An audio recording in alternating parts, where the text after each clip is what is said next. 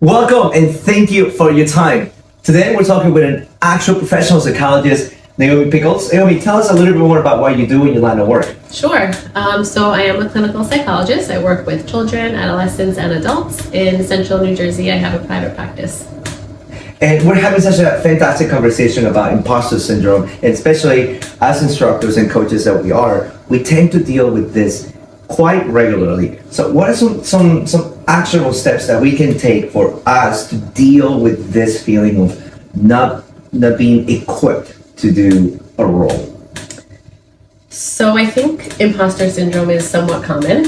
I think in lots of fields, especially those where you're performing, and as a group fitness instructor, you're performing in front of a whole group, a whole class that has an expectation of you. And then with those with imposter syndrome, I think there's the expectations of yourself, and maybe that self-critic that's a little bit too loud, and maybe feeling like you're not good enough for this. That instructor over there, they're better.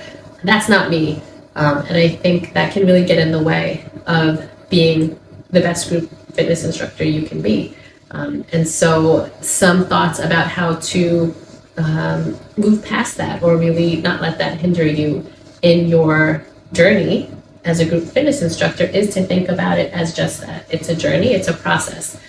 So not going into each class with the expectation that this is going to be the best class ever, you're going to be fitness instructor number one, but really to try to do your best. Think about connecting with your participants. What do they want from you? Why did they come to this class? It's really about connection. They could have done the class at home on a YouTube channel, but they chose to come to the class to be in front of you, to be seen. So make connection, make eye contact. And that can also help take some of the focus away from you and your own performance. So really focusing on what they need from you. And then also thinking about why you got into it in the first place. You must have some inner passion to do this kind of work. It's not easy.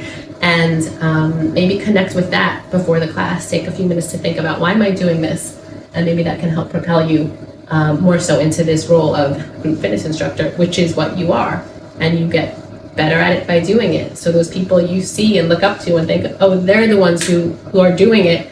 Well, that's you. If you're doing it with intention, and the intention is to connect, to work towards being the best instructor you can be, then you will be that. That's such a great point that you make, because you're right.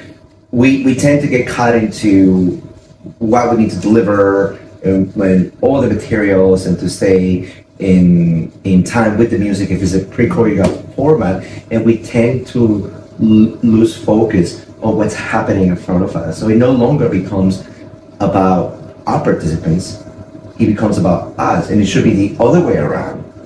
Right?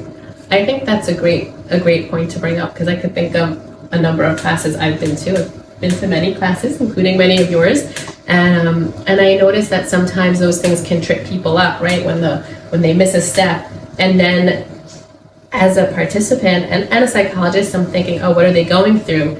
And when they start to focus on, oh no, the music, I made a mistake, you feel the distance growing. They're not there. They're not looking at you. They're worried about themselves. Right. Yeah, and things like this, the barriers come up. Yeah. Yeah, you can sort of find that look of somebody that is not there present, and they're thinking in their head about what they need to be doing. Absolutely. Yeah. So summary, what are some quick actionable steps for us? So next time that we feel I don't feel good enough, or I'm not supposed to be here, what can we do? So quickly get us back to be present with our participants. So I would ask yourself, do you want to be there? And if the answer is yes, then you deserve to be there, right? This is what you want to do. And by doing it, you're going to get better at it. And so just tell yourself you're in the right place, you're where you need to be. Think about why you're doing what you're doing, what's driving your passion about group fitness, about coaching, about teaching people about fitness, and recognize that this is a process. So it doesn't have to be perfect. It just has to be one step, one foot in front of the other. You heard it from the expert. Thank you so much for your time. Next time you feel this way, hopefully these tips can help you to dissipate those feelings. Have a great rest of your day.